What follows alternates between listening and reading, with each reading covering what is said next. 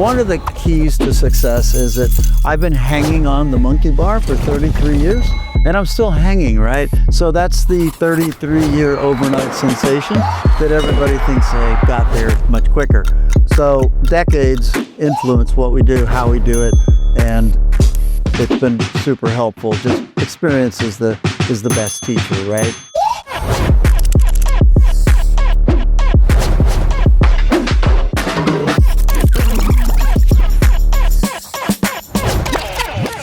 We have an extremely special guest today. I'd like to welcome Angel Reyes from Dallas, Texas, to the John and Mark podcast. Angel is one of the law firm operators that when we talk to other law firms, they want to know what Angel is doing. So here we are today to talk to Angel about what Angel is doing. Also, my favorite part about talking to Angel is we could talk a little bit about Michigan. You're a Michigan guy? I went to law school there, so we share an alma mater. Yes. Welcome to the podcast, Angel. Glad to be here. Glad to be here. Here's probably the most important question you can ask your marketing agency. Who are they really optimizing for? Because if the answer is internal margins or shareholder expectations, that changes how strategy gets built. RR Digital stays independent, so we can optimize around one thing: law firm growth. That means cases, clients, and revenue. If you're rethinking your marketing partner, visit rrdigitalmedia.com and let's start the conversation. The volume of cases that run through your firm, like a lot of the firms who watch our podcast, they want to know, how do I grow, right? What are the secrets? You were just telling us that in 2018, that you guys completely stopped doing your traditional media buys. Tell us about that decision. Yeah, people always want to know, like, what are the keys to success? You know, how'd you do it? Give me the secret sauce. You know, one of the keys to success is that I've been hanging on the monkey bar for 33 years and I'm still hanging, right? So that's the 33-year overnight sensation that everybody thinks they, got there much quicker. So decades influence what we do, how we do it, and it's been super helpful. Just experience is the best teacher, right? And so from 94 to 2018, I think I spent close to $200 million on broadcast legacy television. We did billboards, we did bus wraps, we did it for almost 2 decades. And that, almost 200 million over that period of time. In 2012, we started moving around with the Google stuff, the paid. And in 2014, we moved real money there. And at the time, my CMO said, these cases are like $700 and I'm measuring 6,000 on TV. And just for what it's worth, I know there's people who will argue with this, but television is incredibly hard to attribute a case to. And I say that with some humility, but also with some evidence. And the reason, let me give you the evidence. Every single ad, every single channel, for every single ad, at every single time, had a unique telephone number. We were measuring it, and it was not holding a candle to Google. So 2014, we're like, okay, well, everybody said, don't do it. You get to walk into restaurants and people know who you are. You're like a pseudo celebrity. And I was like, man, but this isn't about my ego. Let's make sure that the numbers work. Let's make sure the data supports our strategy. And so in 2018, I walked in and I said, we're done. No more legacy. We're going to go all digital. So was it an epiphany moment, or you're just like, you looked at the data, you're like... I looked at the data and my CMO at the time was like, man, come on, what? Are we going to keep doing this? And I'm like, nope, we're not. Never looked back. So at the time, we were doing somewhere between 15 and 20 million, and we moved it all to Google paid. Annual marketing spend? Yeah. Now we do about 40, and it's all digital. So that includes YouTube, that includes TikTok, that includes Meta, but it's, oh my gosh, at least 25 million of that's Google, which includes YouTube and, Yeah. And so we've got a customer journey map that we can see, where did people touch us first and how did we end up signing them? Because that last touch attribution is not important anymore. You really need to know the customer journey. And so we use a whole bunch of software, including Power BI, Looker Studio. All of it is connected with our Salesforce CRM. And we measure it, we study it, and we make adjustments based on the data, because it's really, really important. When you're spending that kind of money, you just can't afford 100 cases that cost you $7,000 each. You just can't. I mean, our cost per case really needs to land, and we don't really measure cost per case the way a lot of firms do. We measure cost per kept case. And what that means for us is that we do an 18-month look back, and then we stop 6 months from now, like 6 months back. Yeah. So it's a 12-month period, all right, that stops 6 months ago. What did we spend? What did we bring in? But what do we got now? And then we recalculate our cost per kept case. And we need that to be under 3,600. And, a lot of people are like, oh, my cost per case is 2,500. Yeah, but if you drop 30% of those, it's 3,300. And if your cost per case is $3,000 and you drop a third, your cost is $4,000. And so that's how we, kind of do that. But honestly, we've never looked back. I don't regret the decision. It was one of the key decisions we made that turbocharged our firm's growth. The other was building an operating system. We use some of the strategies from Wickman's got a good book, EOS, Enterprise Operating System. And, we just kind of cribbed from that. And I have a COO that had scaled a couple of companies and had done a phenomenal job. So his experience plus some EOS stuff, a few years in, it starts to click. And the last super important decision that helped was I also in 2018 said, not only are we not going to spend money on television anymore, advertising for auto and truck wrecks, we are never going to do another mass tort, because we had done them. And we had been distracted. We'd never killed it, made some money. But I'm like, let's just do what we're good at. You probably lost a little sleep over it. Not even. It was like, let's just do what we're good at, And so at the time, we probably had 400 jury verdicts. Now we have almost 600. We tried 2 to 3 cases a month. And yes, we get our teeth kicked in at least half of the time. But, we also have $1 million verdict every month, So you kind of take the good with the bad, because defense counsel's pretty good at choosing the cases that they decide, let's see what a jury thinks of this case. So we win sometimes, lose just as often. But because we try cases and because our strategy has always been to file first, not to file last, it changed the profile of our firm for sure. Question for you. So when you stopped doing TV advertising, you switched majority digital. How much gain did you have from being able to have a decade of TV advertising and branding that you're able to kind of ride into digital because you're well known in the space? Yeah, sure. I've never been measured. I will tell you that I never thought about measuring it because the number of cases almost hockey sticked. So it was like, who cares? And then something that a lot of people disagree with me on, or at least we love hot takes on this show. So. Let's see, I don't know if disagree is the right word. A lot of people struggle when I tell this story. One of the other reasons in 2018 that I didn't think there was a brand lift was there were so many lead gens entering the space with just white label, no brand, no one knows who they are, and they're picking up just as many cases as the people doing legacy TV advertising. And I went, oh gosh, maybe branding on the mobile phone isn't as critical as it was back before. And so that helped me realize that while branding can matter, I think it matters on the margins. And we're okay buying from lead gens as long as they can meet our internal cost.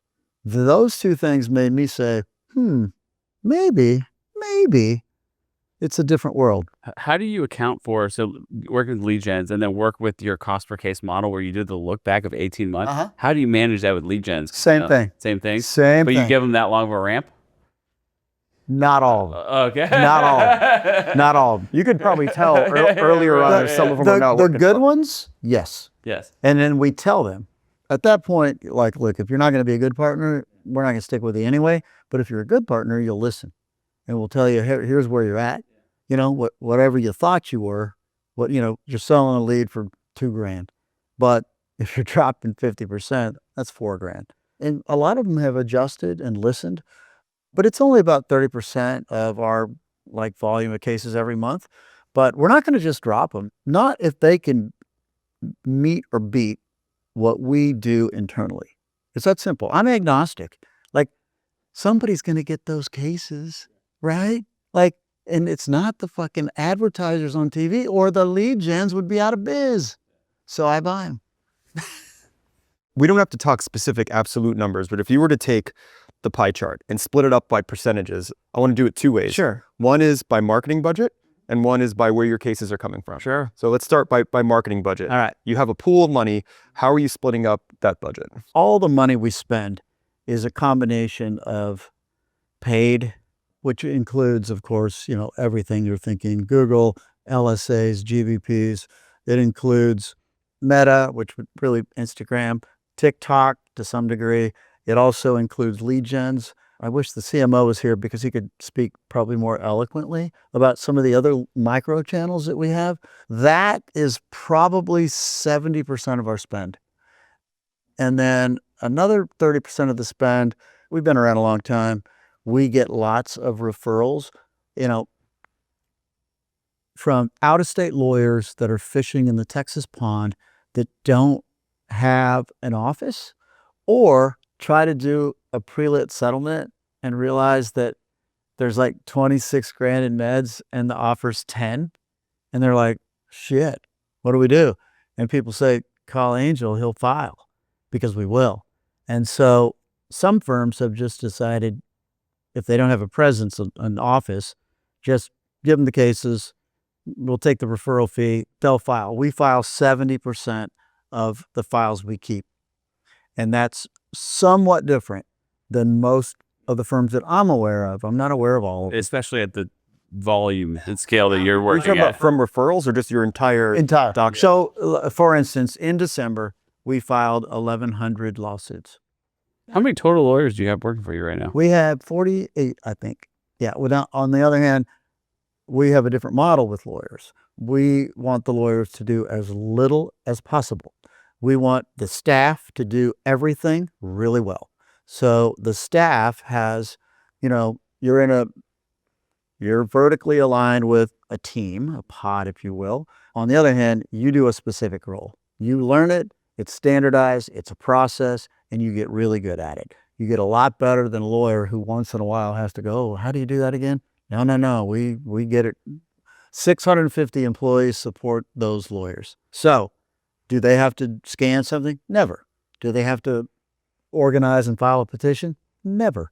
Do they have to worry about whether service was perfected? Never. We have teams of people that's what they do. And we've found that to be very effective, because at first lawyers are like, what? Some lawyers are like, kick ass, I don't have to do anything. But they do have to do some stuff. Yeah. And that is, they have to mediate cases. That's the top of your bar card. Like, why use the bottom of the bar card, right? When you can have people that can really do that better, because they do it all day, every day. And so we want the lawyers using what we call the top of the bar card. Mediate cases. We want them to take depositions, because you need a lawyer to do that. Yep. Try cases if they want to. You don't have to try a case in our firm if that's not your skill set. We want them to settle cases, because since 70% are filed, you're not just calling an adjuster. You're calling defense counsel. Use a lawyer. You need a lawyer to do that. So they settle cases, hearings, motion to compel. We have a more robust motion practice, even on small cases, than a lot of firms, because we believe that that'll move the needle in the value. So the more you do, the more likely you're going to get paid more. Even on the same case, just making the other side work is going to get you paid more. End of story. That's what we think. How have you evolved the operation at the firm over the past 6 to 12 months with all of I'm sure you of all people are getting pitched every AI platform, every automation system, every piece of software. Absolutely. So with respect to AI, Our approach is what I would call deliberate and experimental, meaning that we are not going to swallow a product that will work across our org until we've found a few places where it really works. Okay. And then maybe, because with that many employees, you've got too many processes, too many workflows, and too much collateral damage if you were to implement a full-on AI, like, okay, we're going to change everything with AI. We're not reluctant to do it, but we're going to do it deliberately. We're going to do it slow. We think there's an enormous amount of what I would call excitement. Gartner Group did a study like 15 years ago about technology, right? And, there's a huge buildup in learning. And it's like a big spike, right? And then excitement like crazy. And then implementation, and the curve just drops off the fucking face of the Craters. grass, Yeah. right? Now, at some point, it does begin to help. I don't think we're there yet, and neither does my COO. And I'm going to follow his lead on this, even though I'm chomping a little bit at the bit. We're going to do some very targeted experiments in just really like a place where we think it might help. And if it does, great. We're currently using a technology. I don't mind saying it's bland. And that's what most of the agentic voice is built on. That's kind of the platform. Some will tell you that's not true, but it's true. Anyway, we have that platform reaching out to about 4 of our trusted providers as a test. What it's doing is calling out and saying, hi, I'm calling on behalf of, Angel Reyes. Has he been coming to his appointments?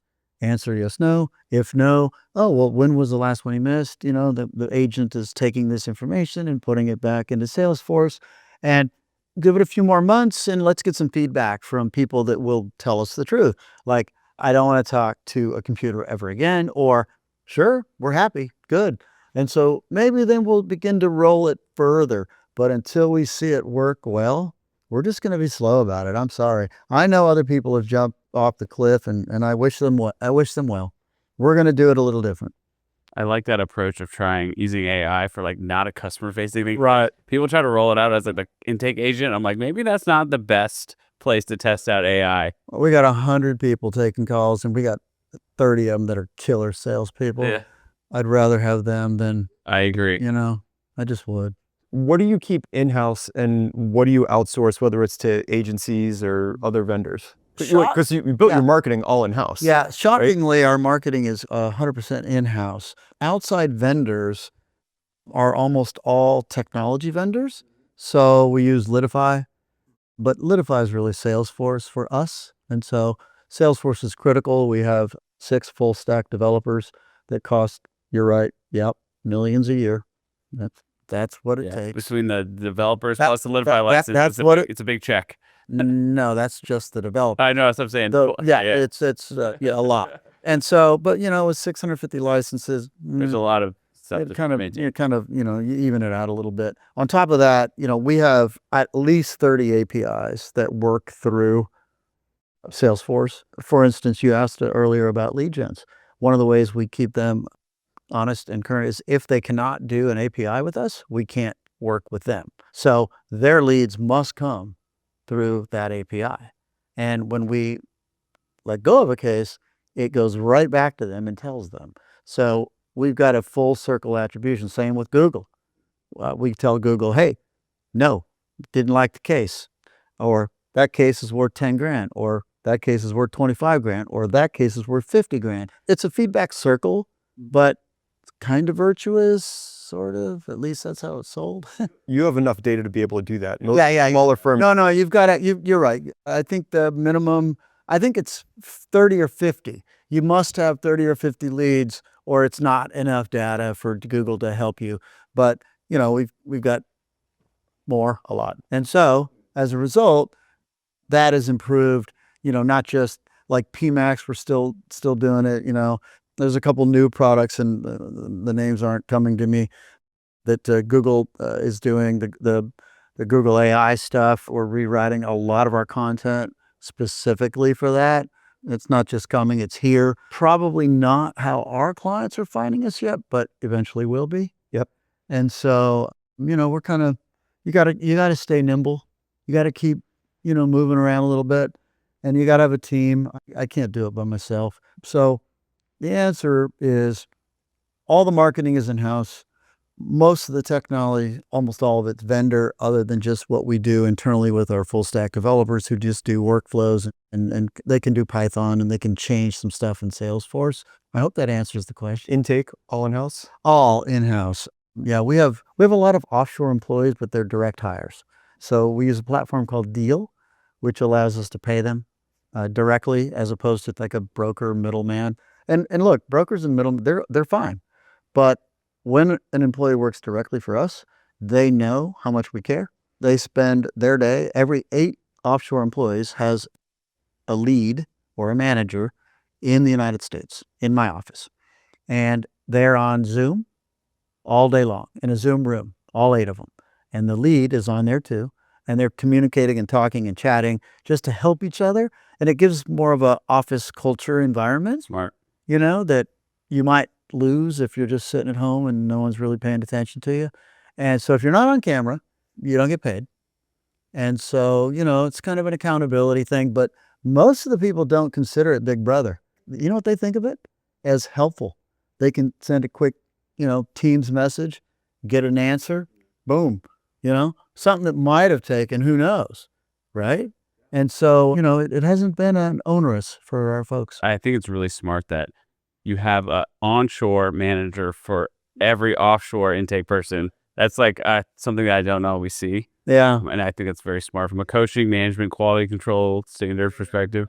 Our Salesforce manager, funny enough, he was the manager of the Salesforce for Geico. When the Geico commercial and people call, hey, he was the manager for the Geico call center. And so he's quite good. He listens and he coaches, and, we've got the ability to whisper in people's ear. I don't remember what the name of the damn software is, but yes, that's another vendor software. It might be called Speed AI. I'm not sure. Maybe we bought it here. Huh? They are here. I did see them. That is a piece of technology. Is it? Yeah. They're here. So anyway, look, I know my business, but every single little bit, there are good people that handle a lot. So, What are the marketing challenges that you're having right now? Right? It's a competitive space. Like, oh my gosh. You're kind of all in on Google. Oh yeah. Right? Yeah. I think that we get cases from Meta, but cracking that code isn't easy. And Meta really is Instagram for us, just so you know. Mhm. You know what I mean? Kind of the top dog thing. And James Helm's a good friend of mine. And he sends us all of his Texas cases, and we are grateful for it. And we file most of them, and he's glad about that because he knows we're going to get better value than if we just sold them cheap. But he's cracked the code.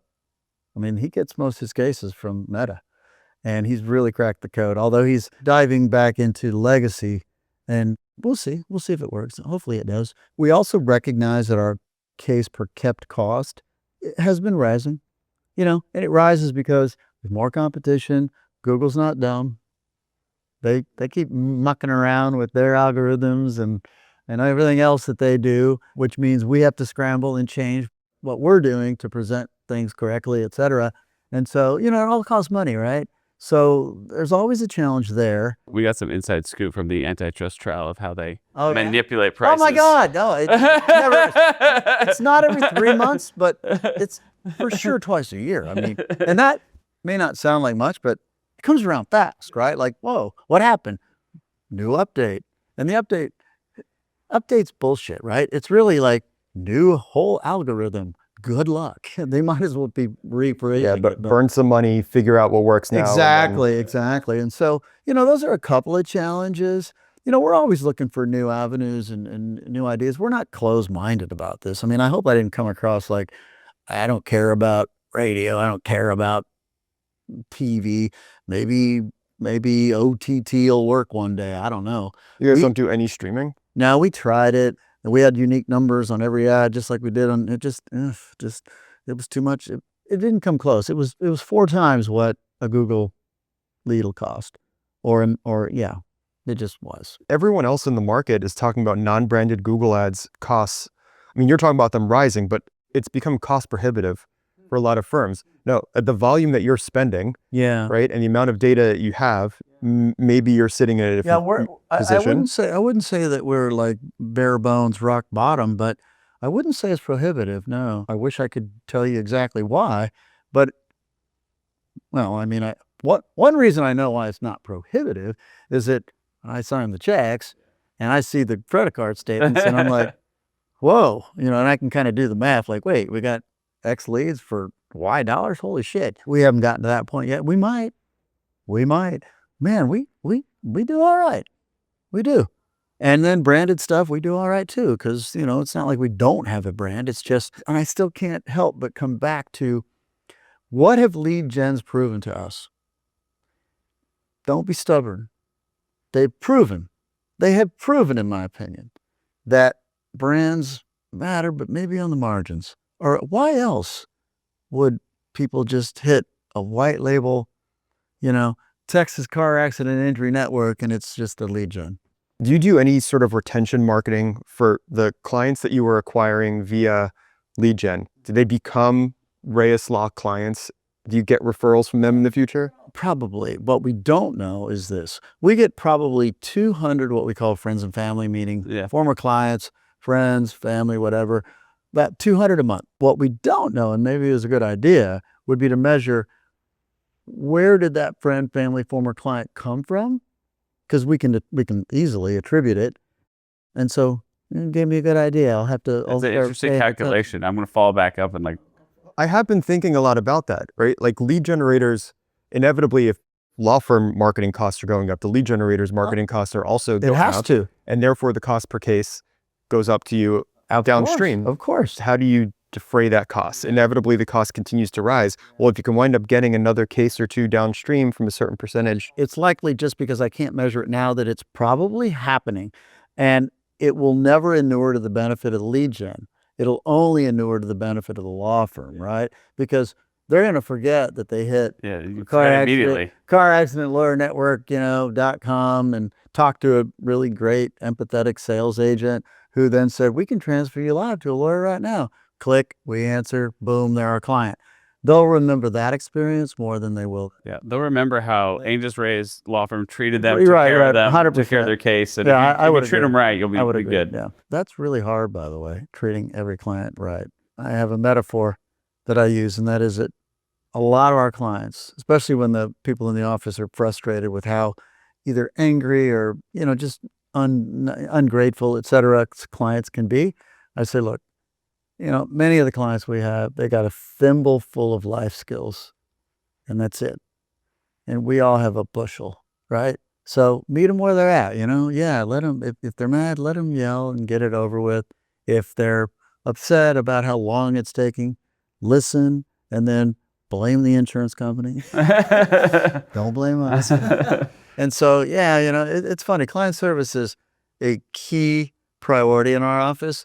And it will always be, because it's difficult. It's a service business. And it's a service business that services folks that, again, don't often have a lot of life skills and are completely dependent and reliant upon not just us, but when life gets difficult, and it tends to be difficult for most of our clients, you got to take your frustrations out on somebody. And sometimes it's the lawyer, like, why don't I have my money? That kind of stuff. So.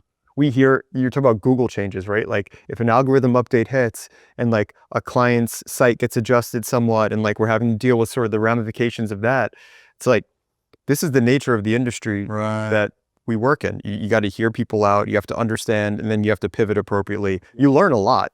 Yeah. Actually talking to the clients, if your client service people are actually getting that feedback, and there are optimizations that you can make in the firm. Interesting. It's the best source of feedback. Yeah, we have a client satisfaction team. It's about 20 folks, and their job is to periodically, during each stage of a case, there's like 8 stages, check in. How's it going? What you think? And like real human, like pick up the phone and we have like 20 people. They're called client satisfaction specialists, and that's what they do.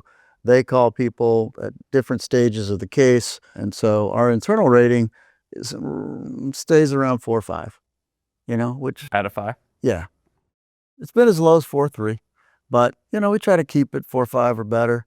I hate to say good enough, but, let's not make, I'd say let's not make, that's higher than I thought it was going to be. let's not make good enough, the enemy, let's not make perfect the enemy or good enough, right? If it's perfect, people are lying to you. Yeah, right. Or you're lying to yourself. Yeah. One or the other, That's smart, though. I haven't heard of many firms having those roles to check in on cases throughout, because you can kind of get ahead of future issues and manage expectations a little better.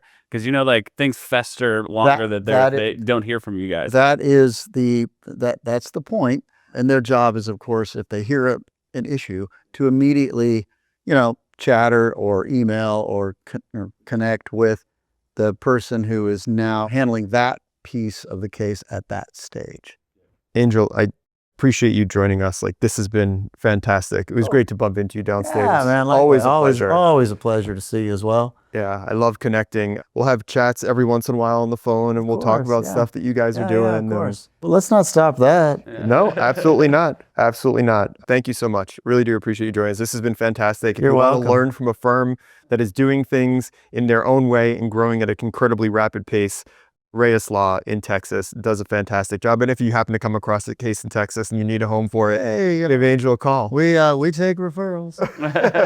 All right. We'll see you next time on the John and Mark podcast.